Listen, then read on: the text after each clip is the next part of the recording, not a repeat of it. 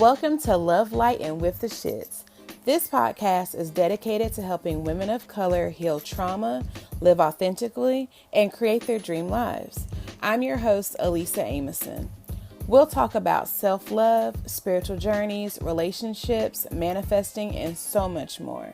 So if you're looking to start on a journey towards living your best life, you've made it to the right place. Hello, welcome back. I'm so glad to be back with y'all. Your girl took a little time off. It was my birthday last week, and I was kind of in a weird headspace last week. So I was like, well, let me take some time off. Let me get my mind right. Let me enjoy my birthday because I did go out of town to Nashville and had a blast. So I'm back home, had a little time to decompress and work through some things, and I am ready to get into this episode. We're on episode 3, and we're going to talk about shame today. And I believe that we all have experienced shame or being shamed by others to an extent. I have personally experienced shame that was not only inflicted by other people, but also by myself. I was shaming myself probably worse than anyone else ever could. So I experienced it for a long time, and I really experienced the shame due to my background. As I've mentioned before, raised as a Jehovah's Witness, which is a very restrictive religion. You can't do anything fun, really. And you have all these high standards to live up to. So the fact that I left the religion and I started making some other choices just added on to the shame from my mother, shame for myself, shame from people that I didn't even really know.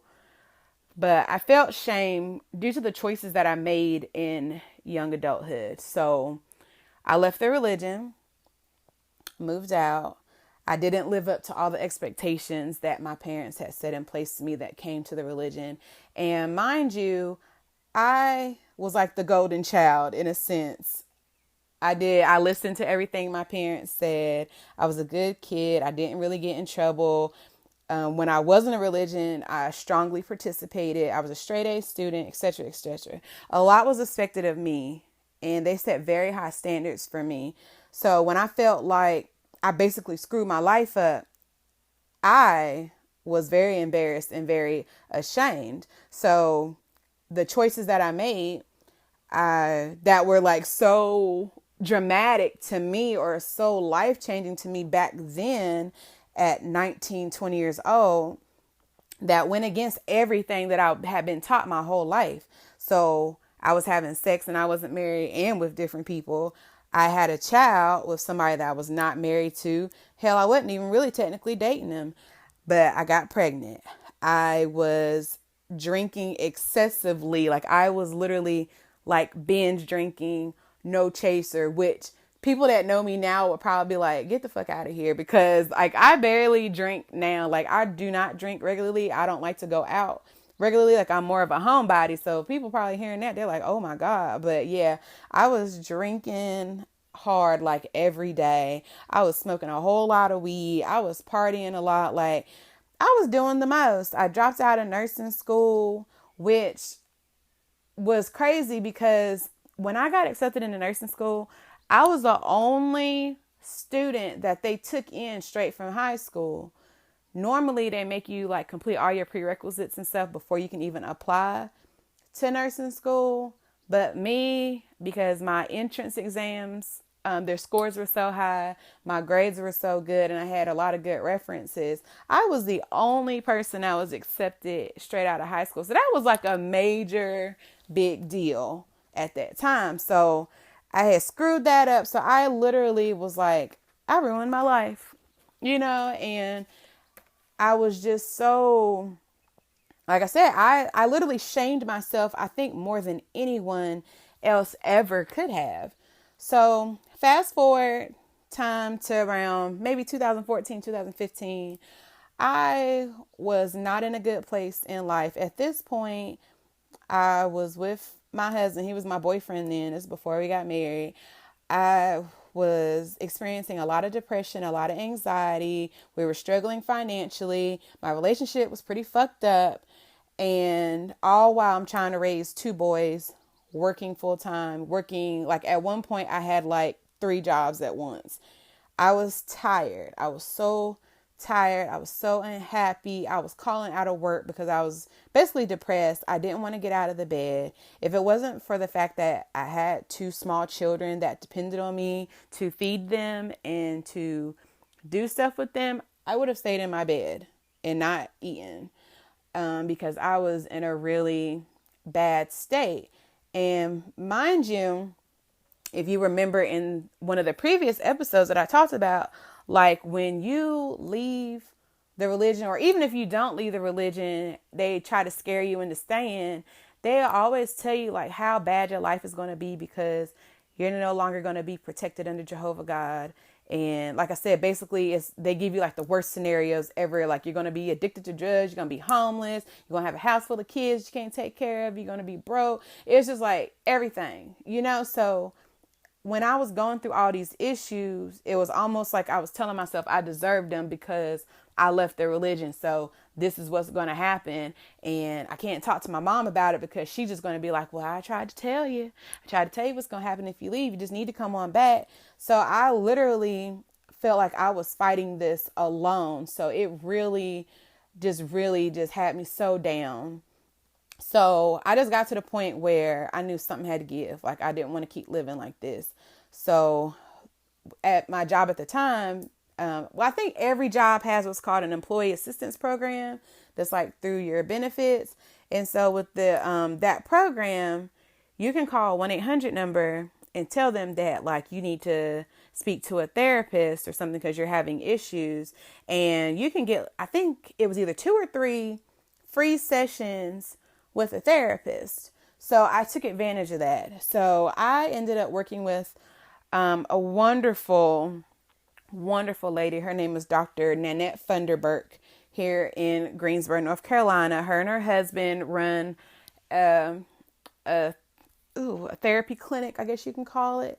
It's called the SEL group. I highly recommend them. I loved working with her and I learned so much from her. So when I started working with her, we started, talking about things in my childhood and starting with my childhood and leading up to the point of my life that I was in at that point to me, which was like a crisis in my life, which is how I ended up there.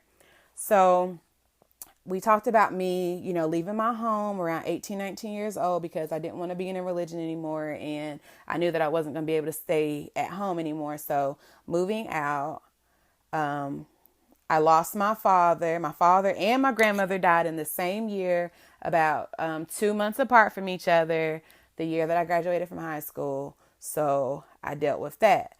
Those two people were like my world. My grandmother raised me and taught me everything that had to do with like being a little young lady. Like she taught me, how to cook, how to clean, how to do laundry, how to care for other people, everything. Like she taught me all that because I stayed with her when my mom had to work and when my dad was like at his doctor's appointments and stuff. So I spent a lot of time with her. And of course, my dad, I was his princess. Like he spoiled me rotten. Like I was his shadow. So I lost both of those people in my world in 2006. Like I said, when I was about 18 years old. My mom got remarried less than a year after my dad passed. Like I wasn't even done grieving yet. And she had already gotten remarried.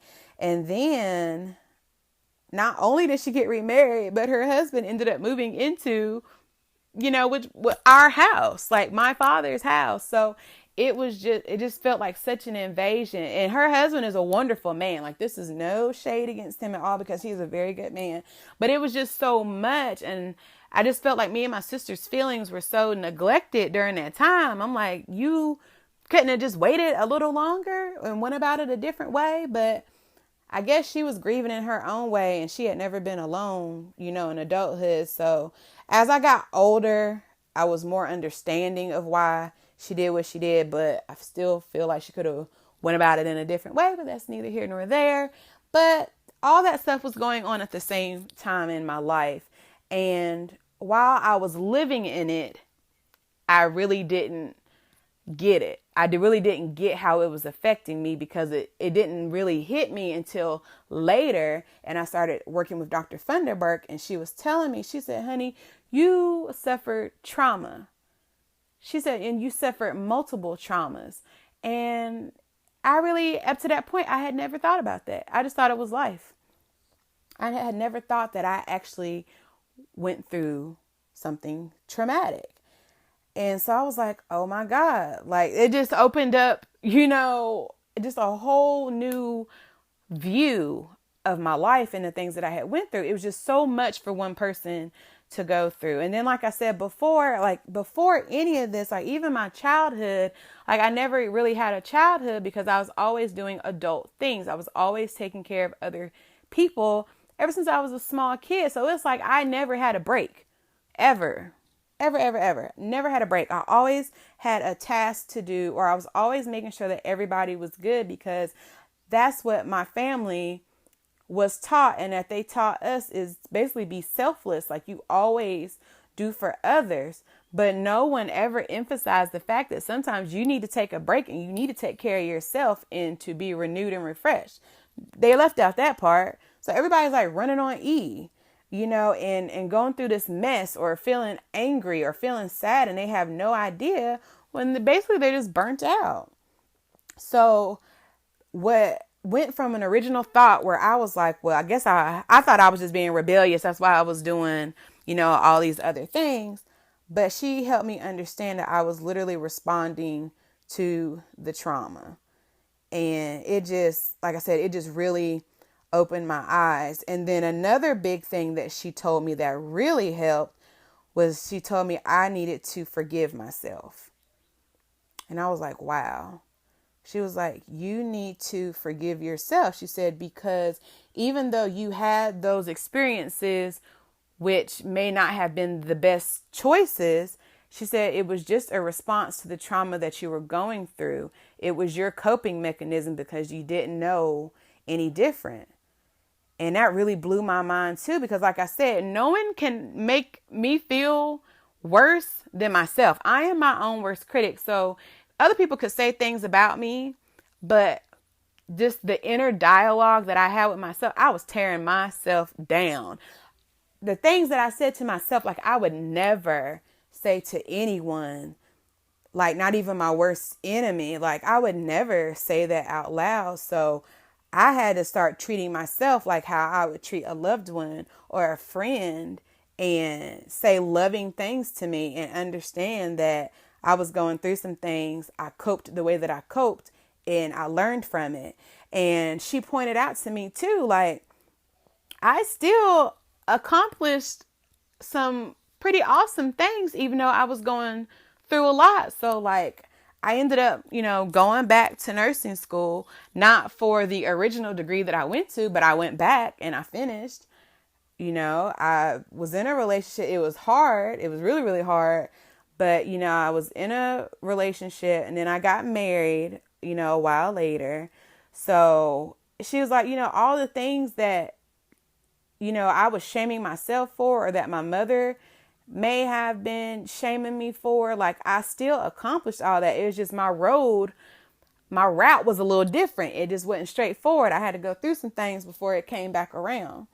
So in all reality, it has taken me probably up until last year to release the shame that I felt. And like I said, I'm not even talking about shame from others. I'm talking about the shame that I inflicted on myself, and the problem was, people did try to shame me, and trust me, people tried to hurt my feelings. They would tell my husband things that they might have heard about me from before, you name it. It is what it is. And it affected me so bad because I knew my story. I know what caused me to maybe make some of the irresponsible decisions that I made. But I had come so far, and I'm like, how dare you, try to paint me to be this person? Or even if I was the person that you said I was, like, how dare you come in my life when I'm, making progress and changing, because you want to bring me down, or you want to, start rumors about me or spread dirt about me. And it's just like, like, just people make me so sick with that. And it's like, the people that always want to tell your business, I swear to you, they're not doing as well as you. And I promise you that they have done way worse than you ever did. So it's like they're trying to keep the heat off of themselves. So they want to keep talking about you, or they want to hurt somebody, or it's like they want to knock people down a couple of notches. So at the time I was younger and not in a spiritually or emotionally mature place. So it would make me upset, because it's like nobody's business, especially not to be spreading around.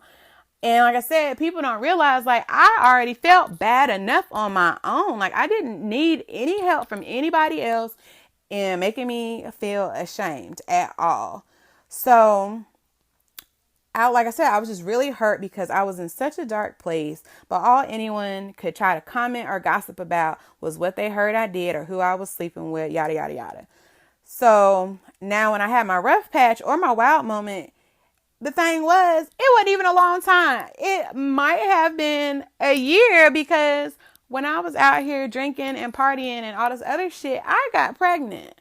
So that deaded all that at that point. As soon as I found out I was pregnant, the shit stopped. The bullshit stopped. I literally was like, I have a life that I just brought into this world, and I have to get my shit together. And that's what I did. Like, as soon as I found out I was pregnant, I looked in the newspaper, and that's when I saw, like, they were taking applications for the nursing classes. And I went that day, paid my money, took my entrance exam, and they told me that day I was getting in. So, like, I was not playing. Like, I turned my life around a lot, and so it just makes you so mad. Like, when people see you trying to better yourself or trying to be successful, they always want to try to be negative and bring things up, So I say all that to say that don't ever let anyone weaponize your past against you. Let me say that again, because somebody in the back may not have heard me. Do not ever let anyone weaponize your past against you. Okay? Because it's going to come from people close to you. It's never going to come from strangers. It's always going to come from family, friends, and acquaintances. So don't ever let anybody shame you for your past, because everyone deserves to move forward despite bad choices that they have made in their life. So let me read these definitions to you. I looked up the definition of the word shame. The first definition says a painful emotion resulting from an awareness of inadequacy or guilt. Now, the next definition I got is off of Wikipedia, which I know we kind of hold Wikipedia, with a grain of salt sometimes, but their definition of shame really just resonated with me, because it says an unpleasant, self-conscious emotion typically associated with a negative evaluation of the self and feelings of distress, exposure, mistrust, powerlessness, and worthlessness. The focus of shame is on the self or the individual with respect to a perceived audience. So you want to know how to not allow anyone to weaponize shame and weaponize your past choices? By you accepting it and moving on. Because that last definition used the word self in it 3 times. It's not about anybody else. It's about you. Because, like it said, it is a self-conscious emotion. A negative evaluation of the self. It doesn't say from others. It says from the self. The focus of shame is on the self. So you have to work through your shame and your trauma and work through it and forgive yourself. And guess what? I don't care what anybody says. And when you don't care and when you've worked through the shit and when you have come to peace with it, nobody can fuck with you. Nobody can fuck with you at all. It doesn't matter what they say. It doesn't matter what they spread about you. I don't care. Why? Because I know what happened. I know my trauma. I know what my coping mechanisms were. I forgave myself and I moved the fuck on. So I highly suggest that you do the same. Period, point blank. That's it. So dead it. Don't ever let nobody do that to you, because everybody has skeletons in their closet that they don't want exposed, or they have had skeletons exposed, so it just, people just need to stop just always like, they just want to have the tea on everybody. They want to have the gossip on everybody. Like, if you have to sit around with people and every conversation that you have is gossiping or talking about somebody, you need to evaluate yourself, because that is not healthy. And from my experience, when you judge other people or you always talking about the bad, that's a reflection of how you feel about yourself. So you really need to look inside of yourself to figure out why you have this need to always talk about other people in a negative light. That's why I'm like, we all gossip to some extent, or we talk about other people. That's fine. That's normal. That's what people do. But when it's constantly every conversation, always talking about somebody, or always, and not only talking about people, but then people be lying. They adding on their own details to the story and stuff. Don't call me with that, because I don't want to hear it. I don't want to hear it. I don't. Because I'm in a different place. And I come from a place of being shamed. So I'm not going to shame other people. Because I know that when people, no matter whether it's a child or an adult, if someone is exhibiting, reckless behavior, bad choices, bad decisions, I promise you 100% there is an underlying issue that is causing all of that. You just don't know it. But there is something. Nobody just goes out here and just does some wild, reckless shit for no reason. It's some trauma hiding up under there that has not been addressed, because, like I said, especially us as Black people, we weren't taught to get in our feelings, to understand our feelings, to express our feelings or emotions. You always had to bury stuff. You weren't able to talk about it, so trust and believe it's some trauma that's been buried up under there that needs to be figured out, that is causing people to act out the way that they are. Because when you experience trauma and you don't have the knowledge to know how to properly process it, you self-medicate with other things, whether it be food, drugs, alcohol, sex, whatever. That's what you use to try to get through it, because you don't know any healthy coping mechanisms. So you run to those things. So, it's like it boils down to like slut shaming. Like men love to slut shame women. It don't matter like how many partners they had, but they love to shame women.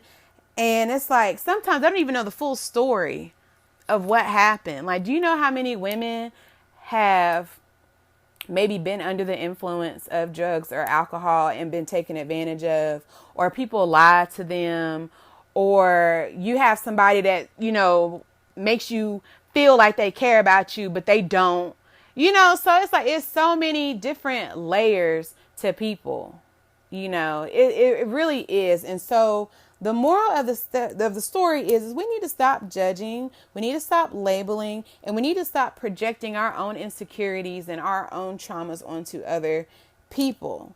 Because like I said, when you are constantly judging others, it's because you have an insecurity around that same area that person is, going through. But you don't know how to deal with it, or you're not honest about your feelings. So you want to judge other people how you're judging yourself. So that's why I said, like, it is something that you have to work on and fix. So that leads to, what are the steps that we can take to help with healing from shame? So number one, and these are my personal reflections of the things that I have done. Like I said, I'm not a mental health specialist, therapist, anything like that. But these are the tips that I have taken on my spiritual journey that helped me to release the shame that I had. Number one was identifying the areas in which I felt shame. So I listed those before. It was I had left the religion. I was unmarried having sex. I was unmarried with a baby. I was drinking, smoking, whatever, partying, all the other stuff. So those were all the areas that I felt shame in addition to not making it through nursing school the first time around. So I experienced shame in all those areas. Step number two is reflecting and thinking about what was going on at that time in your life around those areas of shame. So for me, it was I lost my grandmother. 2 months later, I lost my father. Less than a year later, my mother gets remarried to another man, moves into our home. So I had all that going on. So that's how I was able to tie those things together with my therapist, Dr. Funderburk, to see that those issues were what was causing my behaviors, the reckless stuff that I was doing. So when you're reflecting, this is not a quick process at all. Like I said, I literally just released the shame like last year, maybe beginning of this year. Okay. So that was like from the age of 19 to I just turned 33 last week. That's a long ass time because this is a journey. It doesn't, you just don't wake up and you snap your fingers and you're all fixed. This is work because I had to uncover 30 years of shit that I had to dig through and sort out and think about. Because to be honest, a lot of stuff I had blocked out of my mind because that was another coping mechanism, was to just block it out. Like some of it never happened, so these things have been suppressed and it's going to take a while because it's going to dredge up some feelings. And you're going to need to meditate. You're going to have to learn how to sit in it, which leads to step number 3, feel the feelings. If you're undigging 30 plus years of dirt in your life or uncovering all these layers, you're going to have an array of emotions that, goes along with it. You can be ashamed. You can be sad, depressed. You can be angry. You can be in denial. It's a lot. It's a whole process. It's like you go through the grieving process with yourself, with your old self, so you have to do the work and you got to feel the feelings. Like I said, we've so long have been taught to suppress our feelings, not to express it. And so it really has backfired on us. Because we hold all of this pain inside of us. And that's how it manifests into us having like physical illnesses and sicknesses. Because if you think that you can hold in all this stuff, all this mess in your body and it not affect it, you are playing yourself. Okay. A lot of illnesses, and I think I've mentioned this before, but a lot of illnesses come from emotional and energetic places. Okay? Not everything is a genetic disease. Not everything can be like a lifestyle disease, like, type 2 diabetes, because you eat too much or you're eating the wrong things, you're not active. Not everything is black and white in our bodies. And Western medicine has kind of made us lose our intuition in knowing our bodies and knowing that energetically something is off. We have lost that because we have pharmaceutical companies working with these doctors to prescribe a pill for everything. And then for that pill, you got to have this pill to combat the side effects from this pill. And then you got to take this because, it's a never ending cycle. So we keep putting all these chemicals in our bodies and it's literally deteriorating our intuition and our own wisdom of our bodies. So that is what I'm trying to get back to. I want to, you know, I have a respect for Western medicine because I practice it, but I am learning to be more holistic and being able to more look inside, which I told you before. When you're on a spiritual journey, that's what it is about. It's about looking inside, taking inventory of your feelings, how you got to this place, and what am I going to do next to correct it. That's literally all it is. That's it. You have to look inside of yourself. You have these answers, and it's going to take a while because you probably never really depended on your intuition a lot, like when it comes to yourself. So that's where meditation comes into play. You've got to meditate to learn how to sit with yourself and to let those thoughts come to you. So after you identify the areas of shame, after you reflect, and after you sit in your feelings and feel them, next is the letting go part, forgiving yourself, which is so crucial. Now, for me, when I was in the process of forgiving myself, I did a lot of journaling. I did a lot of writing. I did a lot of inner child work. I did a lot of, I wrote a letter to my mom, not to actually give her, but someone who I felt so judged by. I had to write a letter of basically the things that I would say to her about the place that I'm in right now. And so I wrote the letter, I took a picture of it, and then I burned it on a full moon, which is an awesome time. We have a full moon coming up very soon. And so if you are wanting to actively work on releasing trauma, releasing, bad emotions that are not serving you well, or any grudges or anything that you're holding on to, a full moon is the perfect time to do that. What I do, like a little ritual that I do on full moons, like I said, if I feel like I need to do it, is I will get I have like a little collection of crystals. I'll get certain crystals.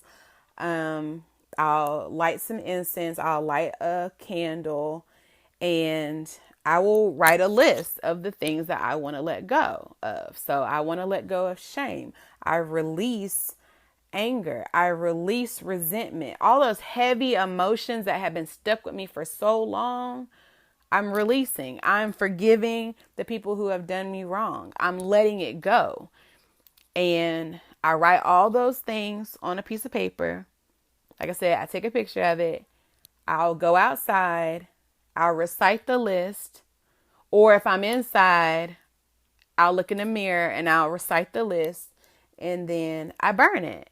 And it's like such an awesome feeling to see like an actual physical representation of those negative things going away, because you're burning it and you're watching this piece of paper just shrivel up and turn into ashes. And so when you do that, it's not, instant, like an instant feeling, but it's the beginning of your journey of letting go, because we're all on a journey. It's never ending. We're always going to have to, work on something and release something, even something that you thought that you had made it past, that you mastered it. Oh, honey, life will throw you a curveball and will take you right back to that issue. Okay. But never look at it as if that you're doing something wrong or that you didn't go about it the right way. Look at it as it was another piece of the lesson that I didn't quite get. And so whenever I experience hardships in my life, that's how I look at it now. What is the lesson that I need to get out of this? And when you look at it that way, no problem is too big for you to conquer at all, because they're all lessons. And some of us go through more trials and tribulations because we will know how to master that lesson. We will know how to get through this problem. And then we're going through all this shit because it's our job to help others get through it. And that's why I'm here, because even though this is something I would have like never thought, like as far as like making a podcast, that I think I would ever do, the embarrassment or like putting myself out there aspect of it used to, put fear in me and kept me from expressing myself to a wider audience. But when I look at it, I know I'm here for a reason. I'm here as a healer. I'm here as an empath. I'm here as a teacher. So if I got to go through the bullshit multiple times for me to get it so that I can pass that knowledge on to someone else, that's all that matters. I don't care if I just have 1 or 2 subscribers to my podcast. If those 2 people are the ones that needed to hear the messages that I'm putting out, I'm successful. Period. That's it. Because I have a certain message. I have a certain background. I have certain experiences that are going to draw a certain audience to me. It's not about me being popular. It's not about me being the #1 podcast on Apple, Spotify, Google, whatever. It is not about that at all for me. It is literally about helping people change their lives and to feel the freedom inside of their bodies as I do now, after I went through all the shit. So that is why I'm here.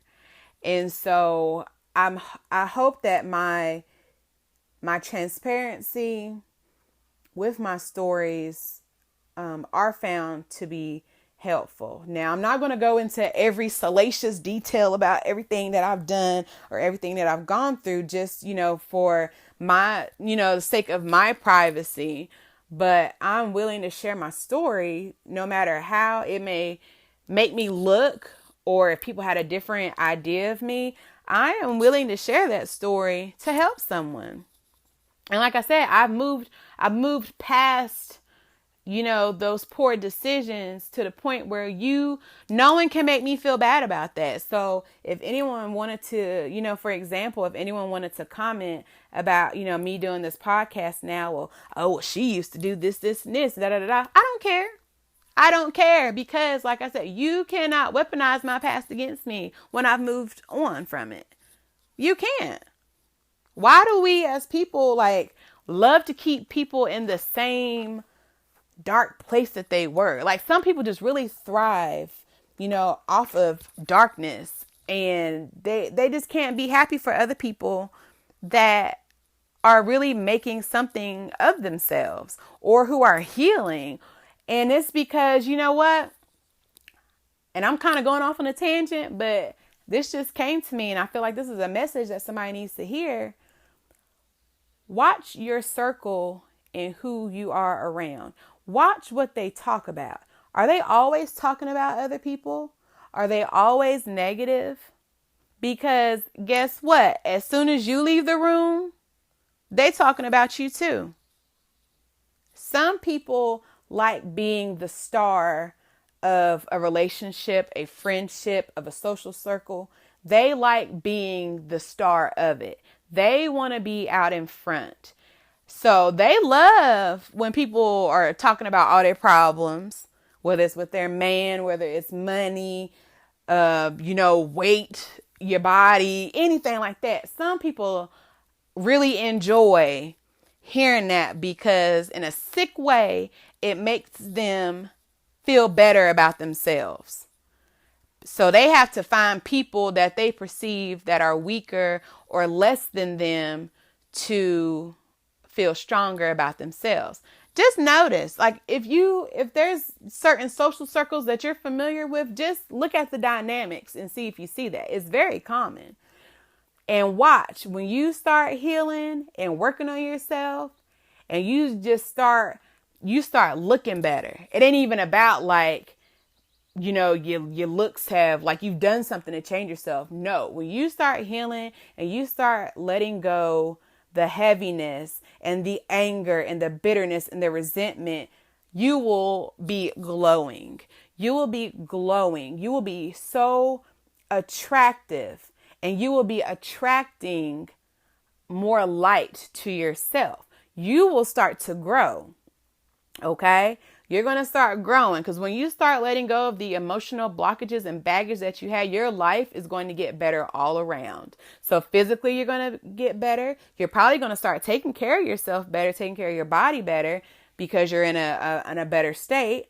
Your money's going to change. Your money's going to get better. Like, everything is going to get better. And so that person that's used to being a star of the friend group, who, thinks that, they're the prettiest or they're the baddest or whatever. When they start seeing it and seeing that you're getting better, you're looking like competition. They're not looking at you like, oh my God, I'm so happy that my friend is doing better. She's glowed up. Like, yes, bitch, I'm here. Like, they might say that, but inside of their minds, they're like, oh, hell no. So you'll start noticing a difference in the relationship. You'll start noticing a difference. They may start getting more distant, because now they need to find some other people that they can shine on, because they can't do that to you anymore. So always remember that. And remember that God, universe, your ancestors, your spirit guides, whoever you look up to as your higher being, they will always look out for you. And even when things may seem hurtful, or you feel like, you don't have the same circle or anything like that, in hindsight, it's always going to be a blessing, because like they say, God or your ancestors done heard some conversations that you did not hear. And so they doing you a favor by weeding certain people out of your lives. So just keep that in mind. But don't ever, let somebody else dim your light so that they can shine more. Be around like-minded people that's going to help light your fire, even if it surpasses theirs, because that is what a good, supportive tribe does. You help each other grow, because it's a beautiful thing. It is so beautiful. Well, now that I'm done talking y'all's ears off, I'm sorry, but it was on my heart, and I just felt like somebody needed to hear that message. So I hope that this episode, once again, has been beneficial and helpful. And I'm hoping that, like I said, at the end of the day, that all of us as a humankind can learn to be less judgmental, more loving, more caring to others, even if we don't know them. Just look at life in just a more loving way. So thank you all so much for hanging out with me. It's been a great talk. I feel like I'm still, got some healing from that myself. So thank you for hanging out with me. I will talk to you all again next week. And remember, be love, be light, and always be with the shits. Have a great day. Bye.